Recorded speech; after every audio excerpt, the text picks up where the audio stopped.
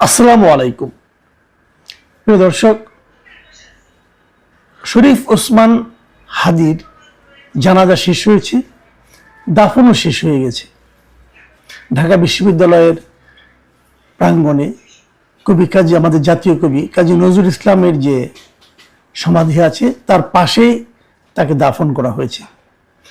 এর আগে জাতীয় সংসদ চত্বরে যখন তার জানাজা হয়, আমার ধারণা যে স্মরণকালে এত বড় জানাজা, এত বেশি বিপুল সমাবেশ সম্ভবত অপর কোনো জানাজায় বাংলাদেশের মানুষ দেখেনি। সবই ভালো হয়েছে, একটু খটকা ছিল, একটু অস্বাভাবিক একটা দৃশ্য ছিল। জানাজা শেষ হওয়ার পর ওখান থেকে একটা বড় সংখ্যক মানুষ দৌড়ে জাতীয় সংসদে ঢোকার চেষ্টা করেছে। এটা দেখতে একটু খারাপ লেগেছে, কারণ তারা আপনারা সবাই জানাজায় এসেছেন, শরীফ ওসমান হাদির জন্য আল্লাহর কাছে দোয়া করতে এসেছেন, তো দৌড়ে সংসদ ভবনের ভেতরে ঢোকার চেষ্টা করতে হবে কেন? এই মানসিকতাগুলি না আমাদেরকে দূর করতে হবে। আমরা আসলে কি চাই?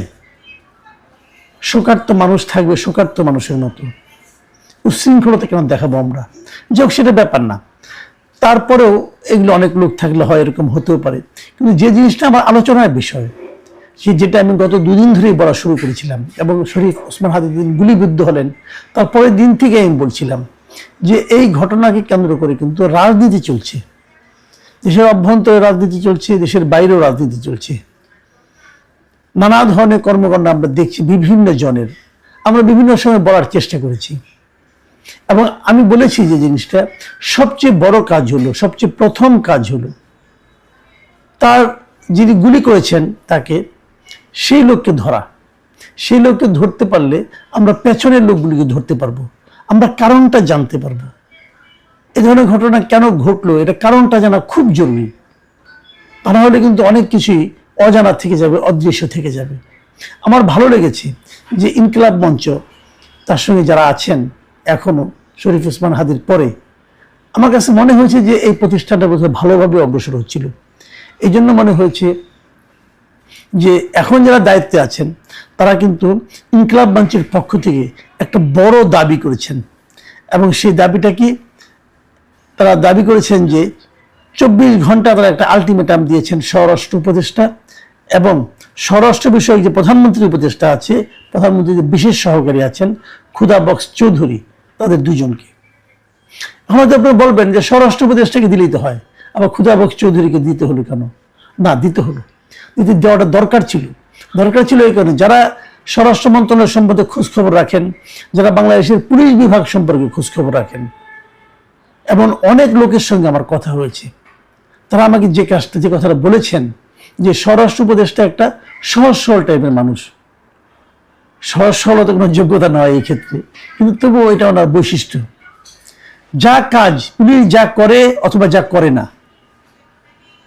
যেখানে অগ্রসর হয় অথবা যেখানে থেমে থাকে, এই সব কিছুই নিয়ন্ত্রণ করেন আসলে এই খুদা বক্স চৌধুরী। এর কারণও আছে, এই ভদ্রলোক তো একসময় পুলিশেরই আইজিপি ছিলেন। পুলিশের এই সাবেক আইজিপিকেই তো প্রধান উপদেষ্টা তার বিশেষ সহকারী বানিয়েছেন এগুলিকে হেল্প করার জন্য, এবং এই জন্যই উনি বেসিক্যালি পুলিশকে, আইন শৃঙ্খলা বাহিনীকে নিয়ন্ত্রণ করেন। এ ধরনের কথা অনেকের কাছ থেকে আমি শুনেছি। কাজেই এবার উনাকে জবাবদিহিতার সামনে নিয়ে আসাতে আমার কাছে মনে হয়েছে যে ঠিক লোকটাকেই প্রশ্ন করা হয়েছে, ঠিক লোকটার কাছেই জবাব চাওয়া হয়েছে। এবং আমার মনে হয় এবার হয়তো কিছু হতেও পারে, 24 ঘন্টা আলটিমেটাম, ঠিক আছে, দেখি কি হয়। তারা কি বলেছে? তারা বলেছেন যে এই 24 ঘন্টার মধ্যে ধরতে হবে যে কারা হত্যাকারীকে ধরতে হবে এবং হত্যার কারণটা উদ্ঘাটন করতে হবে। এবং তারপর তারা আরো জানিয়ে, তারা খুদা বক্স চৌধুরীকে, ব্যক্তিগতভাবে খুদা বক্স চৌধুরীকেই তারা দাবি জানিয়েছে ইনকিলাব মঞ্চের নেতারা, যে গত 1 সপ্তাহে পুলিশ কি কি কাজ করেছে তার হিসাবও জনগণকে দিতে হবে, প্রকাশ করতে হবে। গত 1 সপ্তাহে আইন শৃঙ্খলা বাহিনী অথবা খুদা বক্স চৌধুরীর নেতৃত্বে পুলিশ বাহিনী তারা এই ওসমান হাদির হত্যাকারীকে ধরার জন্য অথবা হত্যা রহস্য উদ্ঘাটনের জন্য কি কি কাজ করেছেন তার হিসাব তারা চেয়েছেন।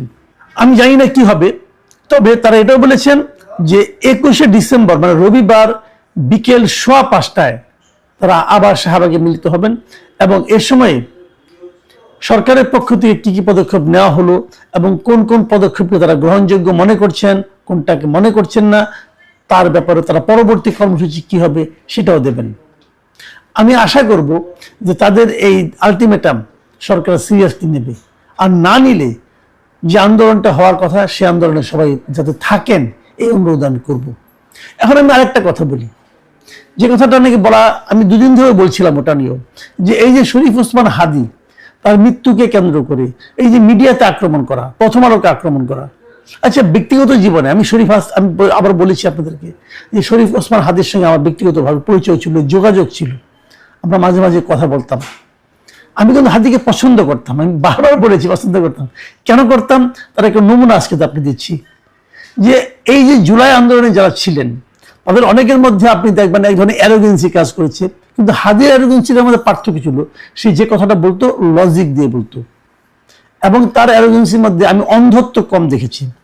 উদাহরণ দেব বলি, এই যে আজকে পরশুদিন যেটা হলো যে আপনার প্রথম আলোকে পুড়িয়ে দেওয়া হলো, ডেইলি স্টারে আগুন দেওয়া হলো, আপনাদের মনে আছে প্রথম আলোর সামনে একবার এই ধরনের কিছু মোল্লা টাইপের লোক জড়ো হয়েছিল, ওই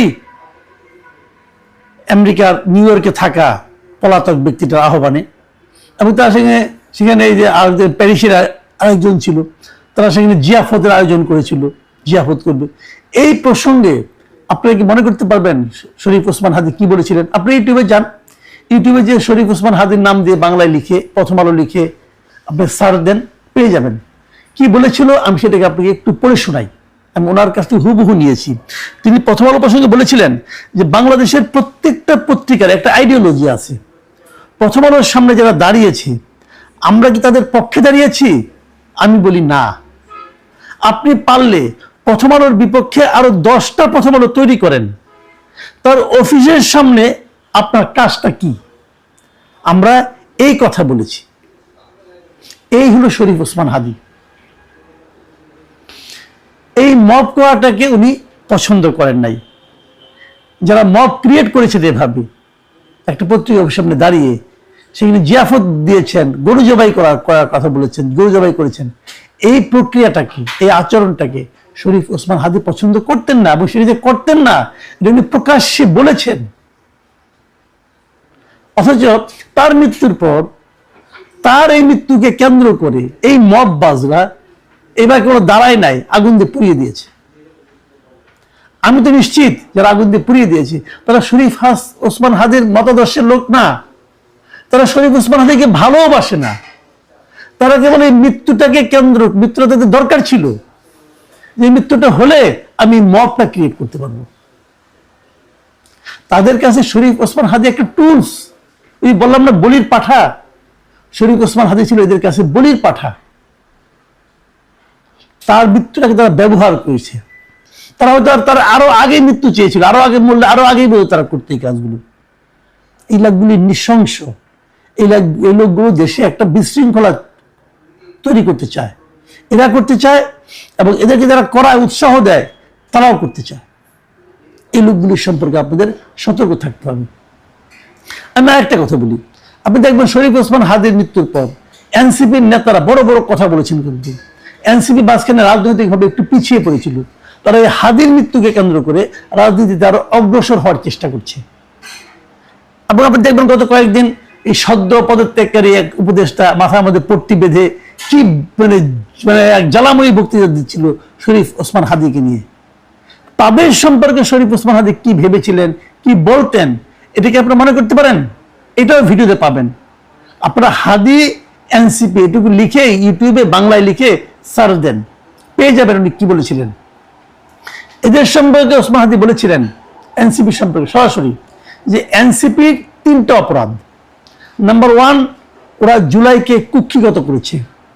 ঠিক 71-এ মুক্তিযুদ্ধে যেভাবে আওয়ামী লীগ মুক্তিযুদ্ধকে কুক্ষিগত করেছে, তেমনি এনসিপি জুলাইকে কুক্ষিগত করেছে।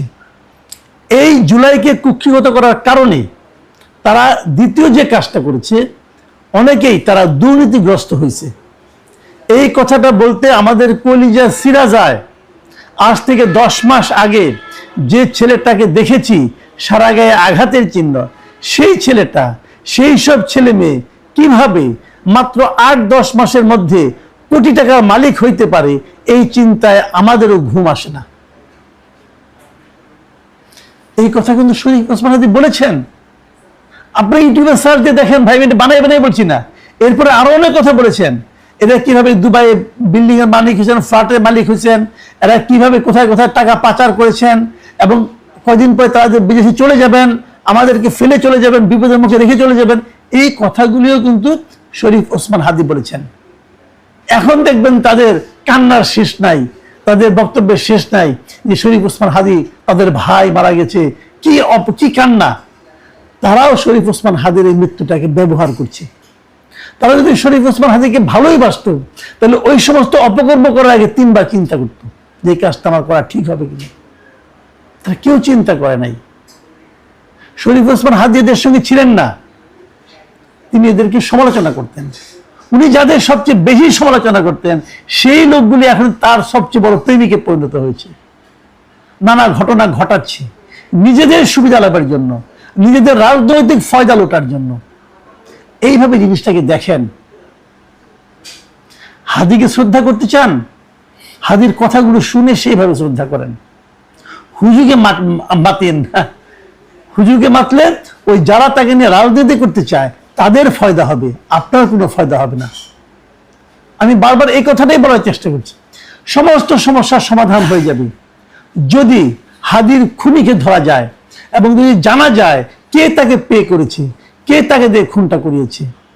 হাদির ফ্যামিলি প্রশ্ন করেছে, মাত্র 5-6 ঘন্টার মধ্যে, 6-7 ঘন্টার মধ্যে এই লোকগুলি সীমান্ত পার হয়ে গেল কিভাবে? নিশ্চয়ই তাদের ওখানে লোক ছিল। দেখুন, জুমার নামাজের পরে 2টার দিকে হাদি খুন হয়েছে। 2টার পরে আমি 7 ঘন্টা, রাত 9টার সময় কি সীমান্ত খোলা ছিল? তারা কিভাবে গেলেন? কেন কেউ ধরতে পারলো না? এবং তারা বাইরে চলে যাওয়ার পরে সঙ্গে সঙ্গে বিদেশ থেকে এক সাংবাদিক কি করে জানলো? তার কাছে তথ্য কে পাঠিয়েছে? যারা পাঠিয়েছে তারা কি তাদের ঊর্ধ্বতন কর্তৃপক্ষ পাঠায় নাই? তারা কেন ব্যবস্থা নিল না? কার নির্দেশে, কার ইঙ্গিতে? এগুলো সব বুঝতে হবে। ওই যে বলা হচ্ছে না, এই আন্দোলনের পরে যে গুপ্ত এক পার্টি থেকে আরেক পার্টি এমনি গুপ্ত হয়ে থাকে, সেই গুপ্তরা কিন্তু কেবল আওয়ামী লীগের গুপ্ত ছিল তা তো না ভাই। তারা সব জায়গায় গুপ্ত, যে গুপ্ত থাকতে পারে তারা সব জায়গায় গুপ্ত থাকতে পারে। গুপ্ত অবস্থায় কে কোথায় আছে তার অনুসন্ধান করাটা এখন জরুরি হয়ে গেছে। কারণ একটা কথা মনে রাখবেন, যদি হাদির বিচার যথাযথ না হয় এই দেশে, তাহলে কিন্তু এই ধরনের অপরাধ কমবে না, বরং বাড়তেই থাকবে। এবং অপরাধ বাড়লে তার প্রভাব জাতি হিসেবে আমাদেরকে বহন করতে হবে। প্রিয় দর্শক, আমরা আশা করব এই আলটিমেটাম অনুযায়ী কাজ হবে এবং সরকার ব্যবস্থা নেবেন। এখন এ পর্যন্তই। আল্লাহ হাফিজ।